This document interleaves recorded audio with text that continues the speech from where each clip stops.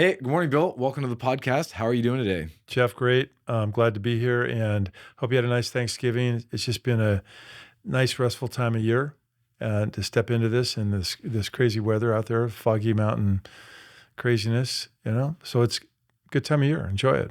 Yeah, we're getting a good transition into the winter. It's really charming this past week or two, and it's been relatively dry and clear, and we're getting some nice, very festive feeling fog, but we'll see how it goes. I don't love it getting dark so early, but here we are. So It's a good thing we don't have to drive up the I-5 corridor. Yeah. yeah, that's right. So today, keeping with our theme of market updates and then kind of our general outlook, let's do a little bit of a November recap. Here we are, November 29th on a Wednesday, and we're getting our information from Keeping Current Matters, which is a well-known real estate trends and facts provider. So what do you have for us to start off? And let's get to it. First, actually, I got something from FHFA. But our home prices, kind of an analysis is this is nationally. Now, they've gone up 5.5% year over year from 2022 to 2023. So we're still seeing that stability in owning real estate. And in the last quarter, just from the second quarter, actually, it's gone up 2.1%. So we're still seeing that. We're not seeing any price drops, any craziness happening. We still have the inventory phenomenon going on out there. So that's showing a little bit of strength out there, and still a good time to own real estate and to buy real estate. So, and I guess even more than the impressive strength, I would maybe call it resiliency. So it's just the real estate is just hanging on. It just is a juggernaut. And as an investment category, it's still showing its power. Yeah, it's just not as crazy numbers like they were in 20 and 21. It's showing that it's still consistently adding to it, which is good. The other thing is we're seeing, mild improvement in rates. I don't want to say anything dramatic because if somebody starts saying rates are falling, they're not, they're improving. I saw a headline that said rates have dropped 5 times for the fifth time in a row in the past 4 weeks or something. It's like, that's so misleading. I know it could be an eighth in fee. Yeah, it can be just a tiny amount. But it is improving, which I'd like. That's a fact. We want to stick with that. We don't get dramatic because the minute we say something's looking good, it could turn around and evaporate in a day. We do see improvement, which is great. So it gets things in a little more of affordability zone for clients. Every little bit helps. And that's key. That's another reason to stay in touch with your loan officer. Always double check your qualification levels when you're out there shopping so you're on top of it so you know exactly where you are. Yeah, and I'm not trying to be a bearer of any kind of upset the news headlines or anything like that, but your rates are marginally better than they were last week. So you'll see a little bit of improvement, and that is a good positive thing. Yeah. The other fact out there is 17% of prospective home buyers plan to make a purchase in the next 12 months. 17%? 17%. In 12 months. Yeah. So they've got in the plan. So that part of the marketplace is I'm doing something the next 12 months. The interesting thing that hit me was mortgage payments from January of 21 to August of 23 doubled. Doubled. So that shows you why the market's done what it's done. Wow. So the affordability factor in that minimal time frame, that's kind of amazing from what happened in the marketplace. So when we do see improvement, that's when you're going to see mortgage rates have a little bit of, improvement. My mortgage payments, the reduction of that will help people, get in here in the near future as we hope for 2024. So that really kind of explains the stalemate in the inventory part of things, is that if mortgage payments have doubled from where they were, anybody that purchased back a couple of years ago is just going to stay put. Yeah. Yeah. All the things that have happened, I'm part of the baby boomer generation, which should be selling all of our homes right now and moving on to the next step. We're hanging on. That's a great place to be, right now, because the alternatives aren't as attractive as they are, but we all believe they're going to be in the next, 12, 24 months. That's going to be a positive scenario. Well, one of the other outlooks that I've heard about and read about lately is that baby boomers, instead of selling their homes, are now maybe sometimes living with family. They're making extra space for their kids to move back in, or maybe kids are having their parents move in. So people are really trying to kind of handle the affordability crisis in a little bit of a different way. Not that this is unheard of, but it definitely wasn't the norm. And now it seems to kind of be normalizing more to be doing the multi-generational housing thing. It's increased. It's a new trend. And the largest increase is in adults from 25 to 34 into multi-generational housing. And here's their comments they had about that. It's up since 21. Hmm. And 58% of people find it convenient. 54% of that group find it rewarding.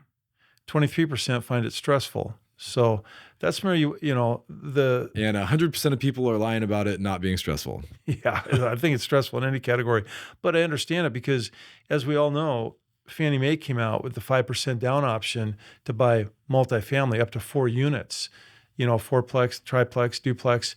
So you can see multi-generational doesn't mean you have to be in the same structure. Right. You could buy a brother, sister, mom, dad, whatever, could be in these other units in the same complex. Previously, to do a multi-unit property with Fannie Mae, you'd have to bring 15% down or more.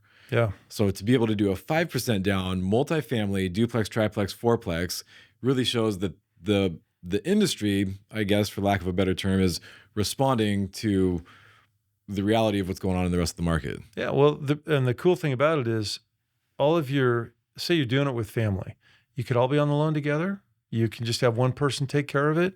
So there's all kinds of options out there to do that for that particular type of real estate, but it makes it affordable because everybody doesn't have 20% down and you'd have to buy it as an investment. But since you're going to occupy the unit, the other three can be, occupied by relatives or whoever. Right. So that's one way of accommodating that. The other thing is, say you already have a home, Mm-hmm. but you're dealing with a multi-generational thing. Your kids are, need to be in a separate structure or whatever. They're growing up, or your parents are moving back, whatever it might be. You can do an accessory dwelling unit. An ADU has become a very popular vehicle in every marketplace. And that has become more accommodating now because building codes are allowing those. Fannie Mae has now given more normal channels to finance them.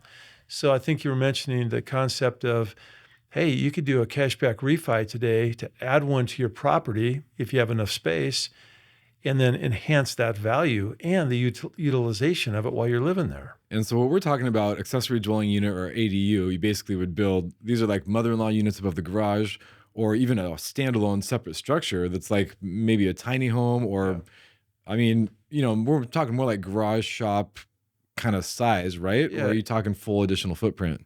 No, you could have like a single car garage space size, turn it into a unit where it had all the facilities for a small kitchen, bathroom, that kind of thing. So somebody could live there independent of the main structure.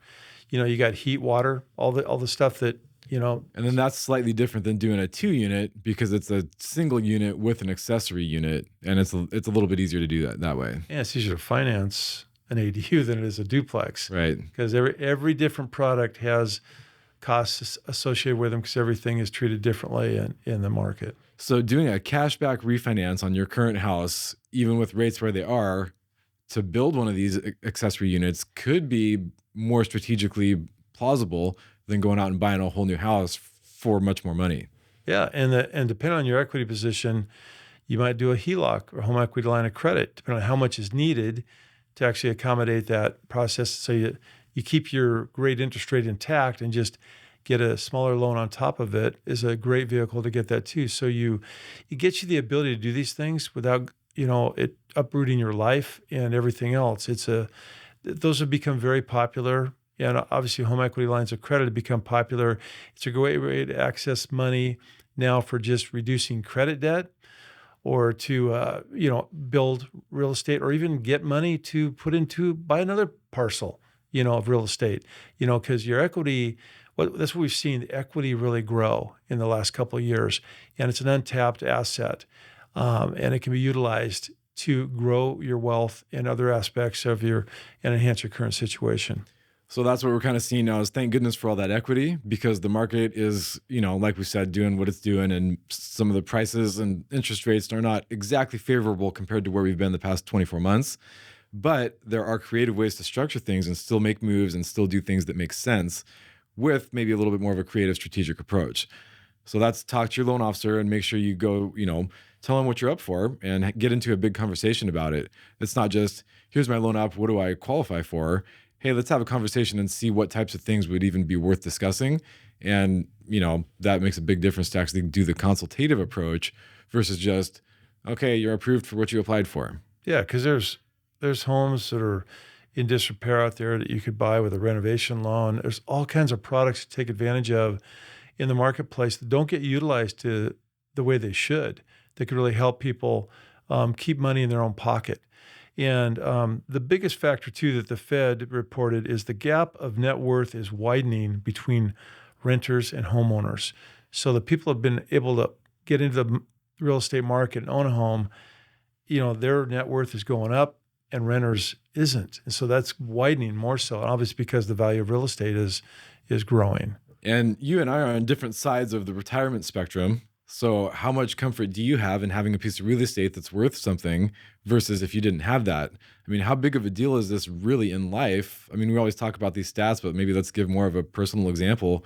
It gives you the option. I mean, when you own something, it gives you the option. I can modify it to accommodate if I have to have my kids come take care of me, that kind of thing. But I mean, you can adjust the real estate you have to do that or sell it and get one that fits you better.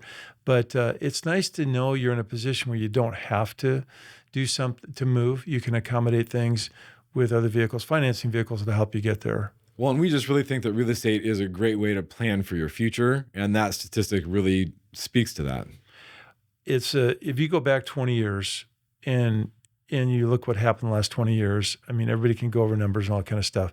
But just thinking of my own personal situation, if I didn't buy a home 20 years ago, well, it was actually 30 years ago, but if I didn't do that and I was just renting, where would I be today? It'd be a different point, because if I didn't own where I was living or have that type of thing, it'd be a whole different thing, because I wouldn't have those choices. I'd be subject to what my landlord's doing. And everybody's been through this. A lot of landlords have turned their rental and sold it because of the value, and they're moving on and wanted to stop being on whatever reason. And so everybody's seen those things change. So it's nice to have in control of that aspect, if there is any control in this world today, to where you live is huge. And everybody still wants a home. Nobody's lost the desire to have a home, right? In this market. And so that's the challenge for us to get the vehicles, to get people in them. So we've got some creative ways to get people into homes or maybe achieve the goals that they have. And then one last thing I guess we can touch on here is loan limits. So I maybe want to break down what even is a loan limit in the first place.